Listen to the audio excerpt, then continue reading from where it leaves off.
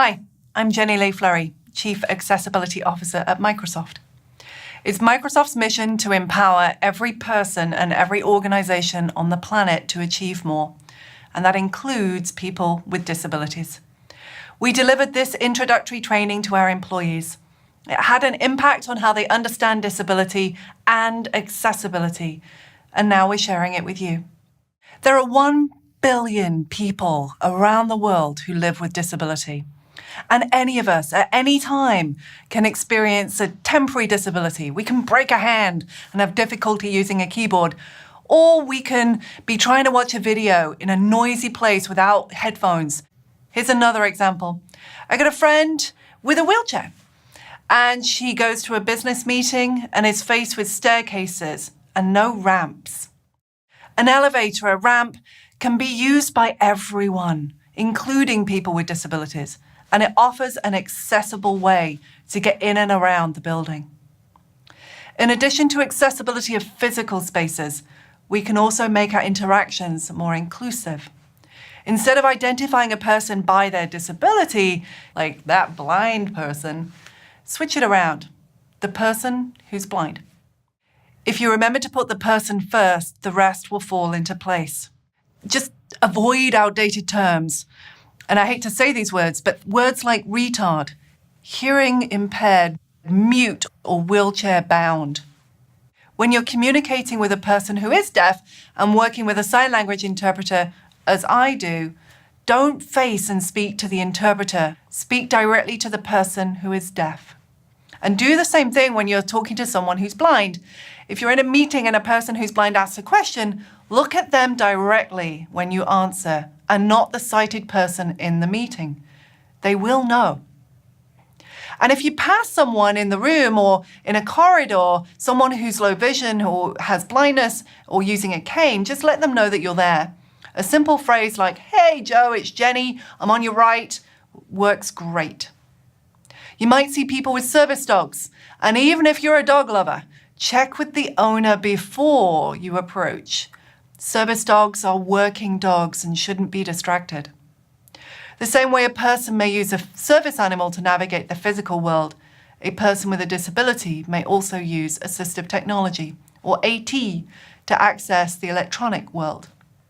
ATs such as screen readers or voice recognition offer alternate ways of interacting with technology.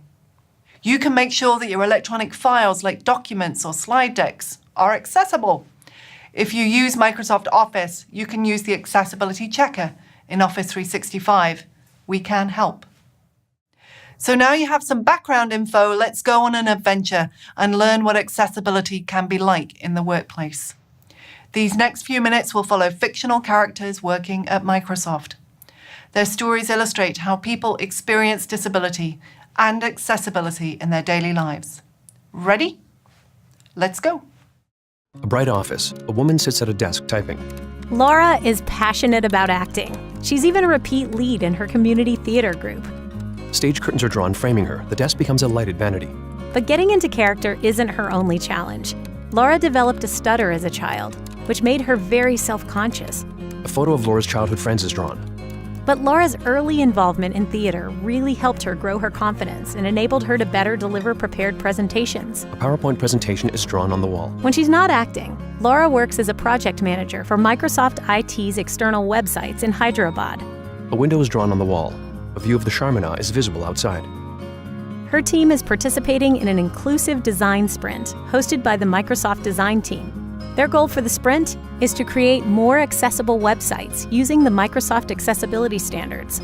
These design sprints mean Laura will be interacting with a lot of people, which can be challenging for her, given her speech disability. To help her prepare, she reached out to a few employee resource groups designed to support people with disabilities. Laura begins typing an email, animation of the email. They helped her learn good tactics and strategies for building confidence so she could better engage in group conversations. Because of the information she learned during the design sprint, Laura has been strategizing about how her other projects could also engage people of all abilities. The biggest change was to her scorecards, which used to rely heavily on just color to convey the status of a project. An animation of her scorecard design. Laura now understands that making her files more accessible is not as difficult as she once thought. A home kitchen. A man sits eating lunch. He works on 2 laptops. Photos and maps are drawn around the room. Charlie was born and raised in Chicago as the youngest of 3. A graduation cap is drawn on Charlie's head. After graduating from the University of Illinois, Charlie experienced a long period of unemployment, but eventually secured a position in Dallas as an Azure developer through the autism hiring program at Microsoft. The graduation cap becomes a cowboy hat. Charlie is autistic. He has difficulties with social communication and interaction, but when given clear direction, his technical skills really shine. Charlie's thoughts are drawn. Lightning bolts, numbers, code. As participants of the Inclusive Hiring Initiative at Microsoft, Charlie's manager and team are trained to focus on Charlie's strengths, mitigate his weaknesses, and embrace him as an invaluable member of their group who can have great impact. A hero's mask and cape are drawn on Charlie. Charlie types. As part of this effort, Charlie was asked what methods of communication and collaboration work best for him. Charlie shared that he prefers to use email as much as possible and OneNote for collaboration. Outlook and OneNote icons are drawn. In this way, both Charlie and his team can work together to achieve their goals. An office lounge. A woman sits in a chair. Illustrations of sculptures are drawn nearby. May is an acclaimed sculptor who sold her artwork to help her pay for law school. After passing the bar, she got a job as an attorney in Microsoft's CELA organization. A diploma appears and an interpreter is drawn signing to May. May lost her hearing at 20 years old. Now, when attending meetings, she uses a sign language interpreter to facilitate the conversation. A Skype meeting begins on her monitor. And when on conference calls, she sometimes uses the Skype translator tool to see a visual transcript of what is said. Most recently, May has been offering legal advice to a product team who is developing a new app. The team created a video showing the capabilities of the product to help figure out what legal checks are needed prior to release. May's thoughts are drawn, images of padlocks, legal documents, and more. They send the video to May to help her triage what the next steps would be. May begins watching the video. The only problem is the product team hadn't added closed captions to the video.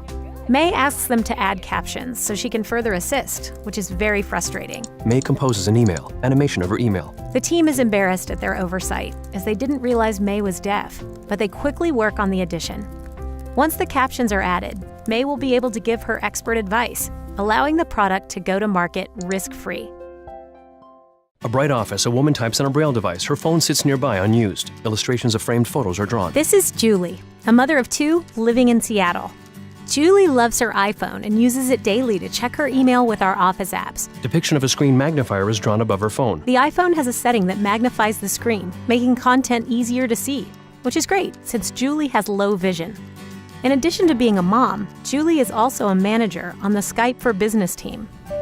She received an email today from a member of the Enterprise Disability Answer Desk, or EDAD team. An email notification is drawn. Julie moves to her computer. A customer has reported a problem with the accessibility of the latest release of Skype for Business. The customer uses a third-party screen reader, and when they join a Skype for Business meeting, their screen reading software stops working. Julie's thoughts are drawn. Question marks, frowny faces, setting icons, etc. Julie understands that this isn't just a bug. It's also a roadblock to her client's personal success. The loss of this accessible functionality could cost this customer his job. Julie composes an email, animation of the email. Julie engages her engineers in the EDAD team to make sure this issue is resolved quickly. Hopefully, Julie's quick actions will prevent any further frustrations for her customer or any other customers using screen reading software. A living room. A woman sits playing Xbox, her phone and laptop nearby. Claire is a serious gamer with multiple gaming competition awards under her belt. Awards are drawn on the wall. She has limited function in her hands and primarily uses just her left hand or her voice for most tasks. An email notification. Hey Cortana, open Outlook. Animation of Cortana listening. Claire reads her new email. Claire is also a Microsoft account manager who specializes in Office 365. One of her prospective clients wants to know if Office 365 is compliant with Section 508. Hey Cortana, open Skype for Business. Claire begins a Skype chat. Thoughts and ideas spin around her. Claire wants to make sure she follows Microsoft's commitments to be transparent, accountable, and inclusive with her response. So she engages CELA and the Office team to collect the appropriate information. Her search leads her to the appropriate Voluntary Product Accessibility Templates, or VPATs, and the Microsoft Accessibility Portal. Now well prepared, Claire sets up a meeting to share her findings with the client in person. When would be a good time for you guys? Thanks. A coffee shop. A man stands in line. An animated soccer ball rolls past. This is Amin. An avid soccer fan, he and his twin brother play together in a local men's league in Sao Paulo. Amin is rather competitive and took a hard fall at his last game, fracturing his right forearm and wrist. Amin grabs his coffee and moves to a chair. Being right-handed, that limitation has really impacted his ability to function in the way he's used to. Amin sits and pulls out his laptop. In between on-site marketing meetings, Amin often catches up on his email using his phone. But now that he is unable to use his dominant hand, Amin chooses to interface with his laptop using his voice. Amin begins dictating an email, animation of the email. Tools like Cortana or full-featured speech-to-text programs allow him to dictate his emails much more efficiently than trying to type with just one hand. Amin's thoughts are drawn, emails, calendars, and more. This situational experience has made Amin more aware of the importance accessibility plays in people's daily lives. As a result, he has leveraged company resources to find guides that will help him make his presentations and notes more accessible to everyone. We hope you picked up on some new ideas. Be sure to visit Microsoft.com/accessibility and click on pages on the site.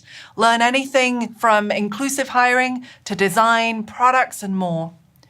We are excited to continue this journey with you and see what you do next to make your community, your work environment, and your product and content more accessible and usable for everyone. Game on.